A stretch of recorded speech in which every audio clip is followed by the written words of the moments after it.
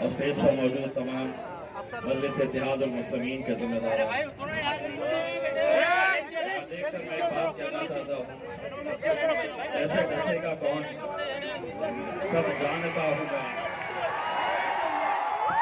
कैसे डसेगा कौन, सब जानता हूँ मैं। कहाँ किसी का खौफ मानता हूँ मैं। जंगल के हो या हो आस्तीन के, सांपों की सारी नस्लों को पहचानता हूँ मैं। अल्हम्दुलिल्लाह मेरे भाइयों, 2014 में आपके बीच में आया था। आप लोगों ने अपने इत्तेहाद का मुजाहिरा किया था और अल्हम्दुलिल्लाह यहां से 2014 में आपने मुझे आपके इस हल्के से एमएलए बनाया। 2019 आया तो दोबारा आपके बीच में आया, आपसे फिर इत्तेहाद की दरखास्त की।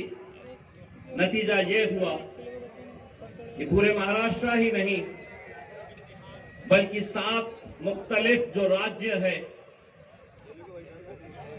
वहां से सिर्फ एक ही मुस्लिम एमपी चुनकर आया, वो आपका बेटा, आपका भाई, आपका दोस्त इम्तियाज जलील चुनकर आया।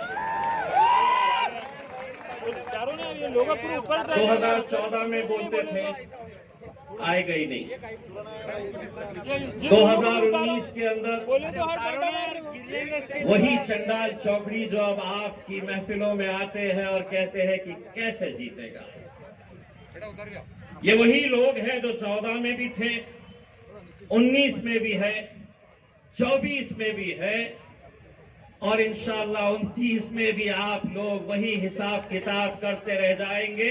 इम्तियाज जलील वहां जरूर जाएगा इंशाअल्लाह। आपको आज भी हिसाब किताब दिखाया जा रहा होगा कि पहले ये थी तो जीत गए थे, अब फिर चौराहों पर, चबूतरों पर, होटलों पर या किसी के बंगले के ऊपर शीर खुरमे के बहाने आपको बुलाया जाएगा और आपको हिसाब किताब दिखाया जाएगा कि कैसे जीतेगा। मैं उनको एक बात कहता हूं, तुम्हें जमीन के ऊपर मेरा हिसाब किताब कर दो, लेकिन मेरा हिसाब तो मेरा रब वहां पर बैठ कर करता है अल्हम्दुलिल्लाह।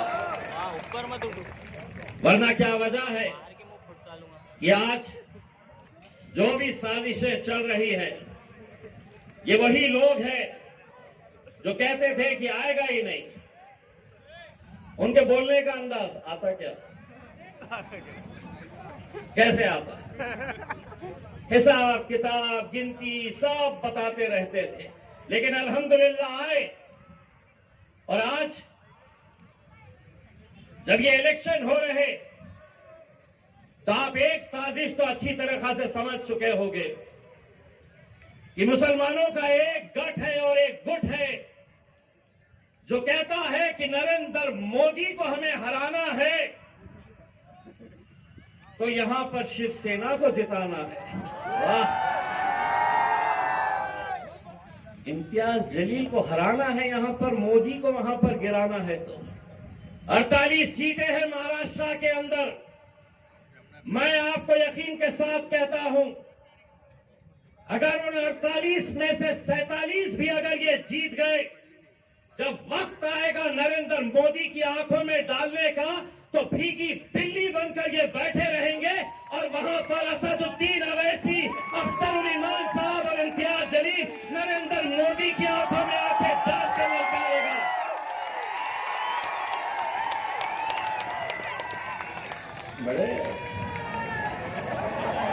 बड़े मोदी को जिताना है तो इम्तियाज जलील यहां नहीं चलता।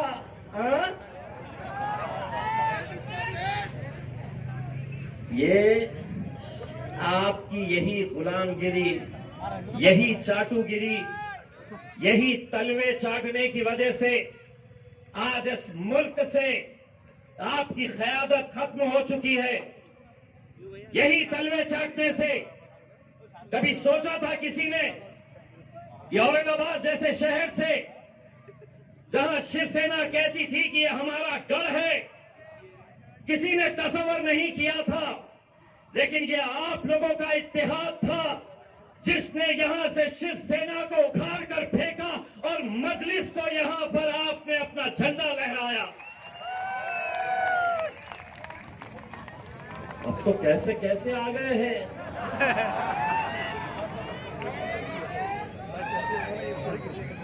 ऐसी कैसी झोलियां फैला रहे हैं।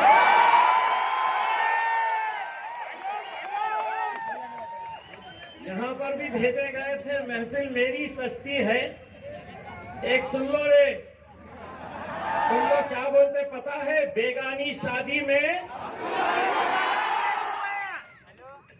जब मेरी महफिल सस्ती है आ जाते, बोले चलो दूल्हे बन जाएंगे घर। हर वक्त आप देख लीजिएगा, जब महफिल सजी कि ले लेते हैं 200-300 रुपये, चलिए आ जाइएगा। तुम झोली यहीं तक फैलाते रहो। कव्वाली सुने हो, बर्द झोली मेरी या मोहम्मद, लौट कर मैं न जाऊंगा खाली। अरे मांगना है तो उससे मांगो रे, किसके सामने तलवे चाट रहे हो,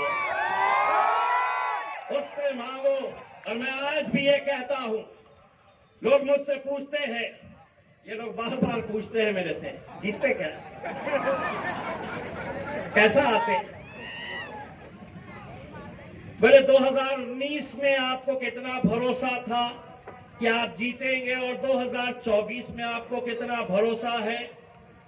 तो मैं उनको ये कहता, 2019 के अंदर मुझे 100% यकीन था मैं जीतूंगा, लेकिन अब वो इंतजार करते मैं कुछ तो भी बोलूंगा अगर।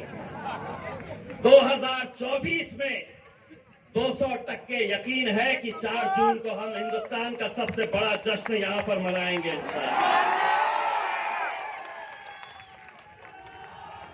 और जश्न तो बेटा तेरे घर के सामने भी आके मनाऊंगा। यही प्यादे हैं, किसके वजह से चल रहे हैं, गाड़ी में पेट्रोल कौन डाल रहा है, सब जानते हैं बेटो, हम सब हिसाब निकाला जाएगा। हर इलेक्शन में ऐसे आते, कोई ना कोई तो आता है, गिराते बोले मेरे को, उन्हें क्या मालूम।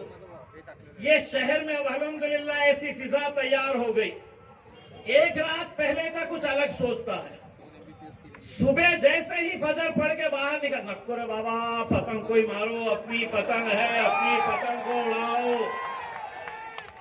अल्हम्दुलिल्लाह मेरे भाइयों, आज क्या वजह है कि 10 ऐसे राज्य हैं जहां से एक भी मुसलमान को टिकट नहीं दिया गया, और ये आपके बीच आ रहे हैं और कहते हैं कि एकलौता एक, उसको यहां पर गिराना है।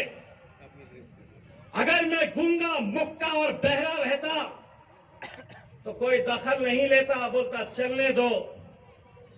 लेकिन उन्हें एक बात पता चली है कि पिछले 20 सालों से पार्लियामेंट के अंदर अकेला मेरे भाई बैरिस्टर असदुद्दीन अवैसी साहब अकेले मुकाबला करते थे। अब तकलीफ ये है कि ये आया है तो ये भी बहुत बोलता है भैया, और बोलता ही नहीं है। असद भाई जब बोलते हैं और वहां से भाजपा का, यहां से कांग्रेस का, वहां से राष्ट्रवादी का, यहां से शिवसेना का, जब असद साहब को टोकते हैं तो इम्तियाज जलील पीछे जाकर बैठता है और उनको क्या कहता है, अरे चल बैठ रे बैठ। सारी तकलीफ इसी बात की कि कैसे इकलौता एक हजम नहीं हो रहा तुमको, क्या वजह है, क्या वजह है तुम्हारी। उससे तो अच्छे हमारे कहां है वो साहेब खान साहब, जरा खड़े रहो, पतंग उड़ाओ।